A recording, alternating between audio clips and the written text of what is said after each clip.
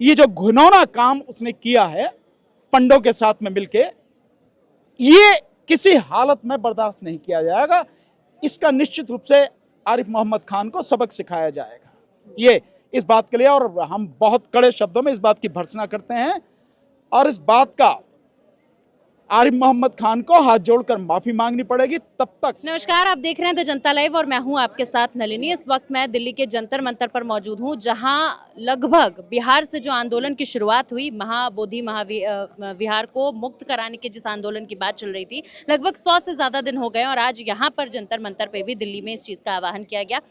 हमारे साथ भानु प्रताप जी मौजूद हैं, सुप्रीम कोर्ट के अधिवक्ता हैं। सर, आंदोलन लंबे वक्त से चल रहा है लेकिन निष्कर्ष कुछ भी निकल के नहीं आ रहा है। 12 साल का लंबा इंतजार भी हो चुका है। देखिए, अगर आप इतिहास को देखेंगे तो आंदोलन कई बार बहुत लंबे होते हैं। अगर हम अपने देश की ही बात करें तो यहाँ पे जो किसान आंदोलन हुआ, आप और हम सब लोग उसको बहुत अच्छी तरह से जानते हैं। आप सोशल मीडिया के साथियों ने उसको बहुत कवर किया है। तो वो आंदोलन 13 महीने चला और 13 महीने किसानों के बहुत समर्पण और बहुत ही मजबूती के साथ डटे रहने के कारण वो आंदोलन 13 महीने चला। तो निश्चित रूप से आंदोलन लंबे चलते हैं, इसमें कोई परेशान होने वाली बात नहीं है। बात जो परेशान होने वाली है वो ये है कि आंदोलन ईमानदारी से चल रहा है या नहीं चल रहा है। जैसे ये महाबोधि विहार बोध गया का जो आंदोलन है, इससे पहले 2 आंदोलन और हुए, अब ये तीसरा आंदोलन चल रहा है। लगभग ये आंदोलन खत्म ही है जो इस समय स्थिति में है।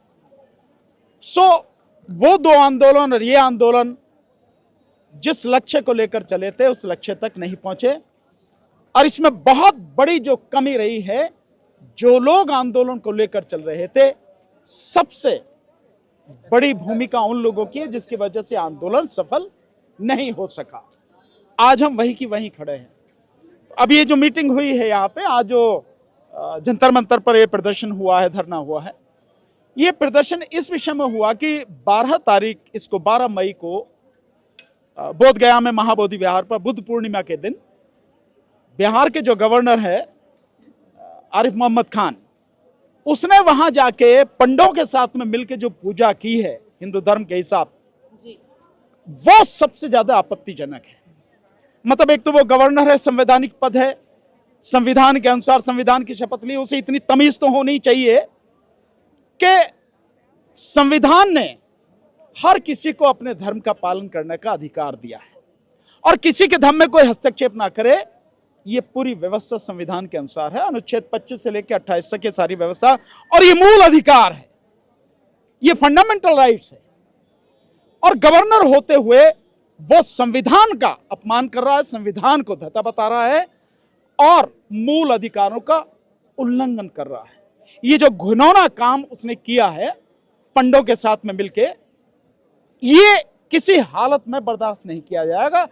इसका निश्चित रूप से आरिफ मोहम्मद खान को सबक सिखाया जाएगा, ये इस बात के लिए। और हम बहुत कड़े शब्दों में इस बात की भर्त्सना करते हैं और इस बात का आरिफ मोहम्मद खान को हाथ जोड़कर माफी मांगनी पड़ेगी तब तक समाज ये बख्शेगा नहीं उसे। ये स्थिति है, ये इस बात के लिए आंदोलन हुआ है।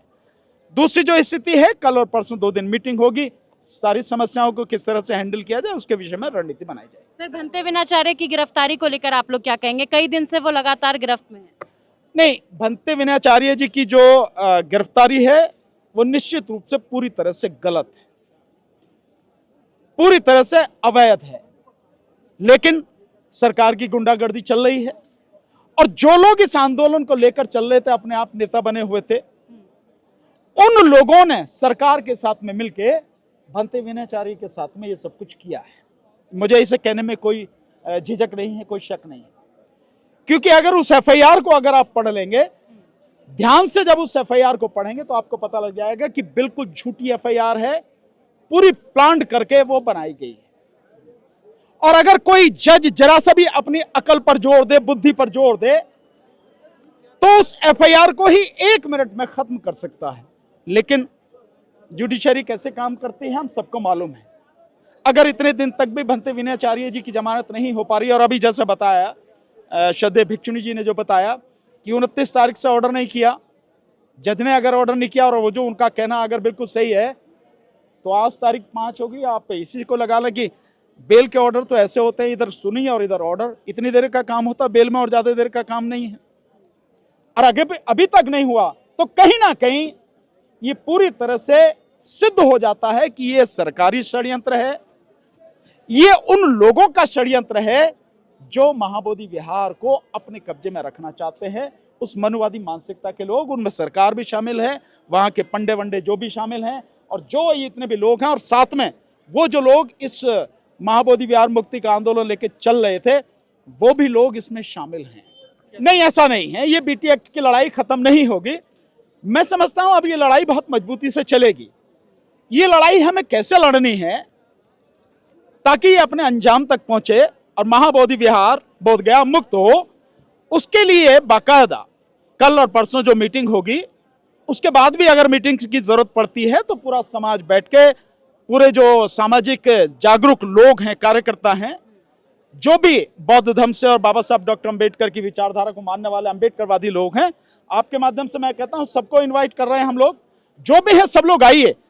कोई भी एक व्यक्ति सर्वज्ञानी नहीं हो सकता, न जाने किसके पास में कितनी बढ़िया रणनीति हो, वो आए बताए इस आंदोलन में आके, कल और परसों जो होना अंबेडकर भवन रानी झांसी रोड दिल्ली पर, बताए वहां आके कि ये रास्ता ठीक रहेगा, ये रणनीति ठीक रहेगी, उसके अकॉर्डिंग हम लोग काम करेंगे। और एक बाकायदा ये तो हो ही गया डिसाइड कि नेशनल लेवल पर एक कमेटी बनाई जाएगी, और वो कमेटी एक संगठन के रूप में नहीं, संघ के रूप में बनाई जाएगी। वहां जो लोग होंगे, जो भी साथी उसमें होंगे, मैं मानता हूं कि सबका समान पद होगा, सबका समान सम्मान होगा। कोई भी जैसे कहा जाए कि कोई अध्यक्ष है, वो उस तरह का नहीं होगा। संघ के आधार पर हम उसको बनाने की कोशिश करेंगे, और ये आंदोलन ईमानदारी से चले, अपनी अंतिम परिणति तक पहुंचे, हम लोग उस तरह की व्यवस्था करने का प्रयास करें। देखिए, गुटबाजी होती रहती है, और इस गुटबाजी को खत्म करने के लिए ही जो बोधगया में 13 तारीख को बात हुई थी, और जिसके बाद अभी ये आंदोलन हुआ है, और जिसके विषय में कल ये परसों वो होनी है, ये वहीं पर डिसाइड हुआ था। आप लोग सब इस बात के साथी हैं, जो लोग वहां थे, वहीं डिसाइड हुआ था। तो इस आंदोलन को लेके या और भी कई आंदोलन है, उनको लेके कोई गुटबाजी ना हो, कोई अपने आप को बड़ा नेता ना समझे, या किसी भी व्यक्ति को छोटा ना समझा जाए। एक संघ के रूप में बहुत मजबूती के साथ, न केवल ये बीटी एक्ट, बल्कि मैं इसमें एक चीज और जोड़ना चाहूंगा, यही बराबर में संसद है। संसद में बाबा साहब की प्रतिमा को जिस तरह से पीछे 4 जून, आज 1 साल पूरा हो गया, 3 जून को मोदी ने हटाया था, वो भी बाबा साहब डॉक्टर अंबेडकर की प्रतिमा जहां थी संसद में, उसी स्थान पर, उसी भव्यता और उसी सम्मान के साथ लगे। ये बात भी हम लोग कल उसमें शामिल करेंगे। तो ये सारी चीजों को, और भी समाज के विषय में, क्योंकि हो क्या रहा है कि हम लोग, हमें कुछ कहा जाता है तो हम रिएक्ट करते हैं। ऐसा कोई काम अभी तक नहीं हुआ कि हम करें और सरकार रिएक्ट करे।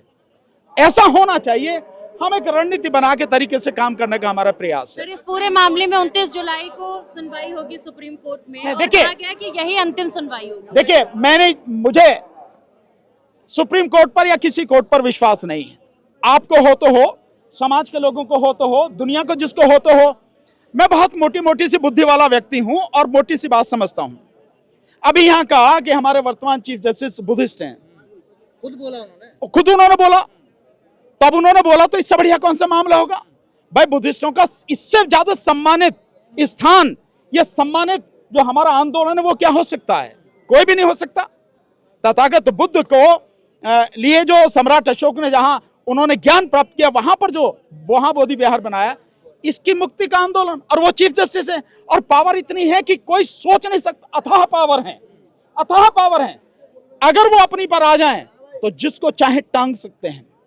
और ये तो जब लड़ाई आपके हाथ में है भाई, जो केस आपके हाथ में था, आपने दूसरी कोर्ट को ट्रांसफर कर दिया, तो इसका संदेश क्या जाता भाई? मुझे मोटी बुद्धि वाले व्यक्ति को तो यही संदेश जाता है, भैया मैं नहीं करूंगा इसे, मैं नहीं छोड़ूंगा इसे, चाहे जो कोई करे।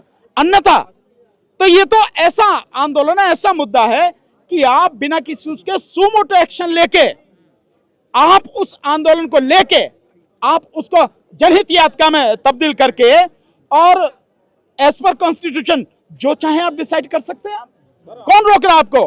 भाई मूल अधिकारों में है, अनुच्छेद 25 से लेकर 28 तक आपको पूरा अधिकार है। और अगर कुछ और भी हो तो वो मुस्लिम समाज की बाबरी मस्जिद को तोड़ के कानून के विरुद्ध जाके, संविधान के विरुद्ध जाके, न्याय का नाम लेकर अन्याय करते हुए वहां राम मंदिर बना सकते हैं।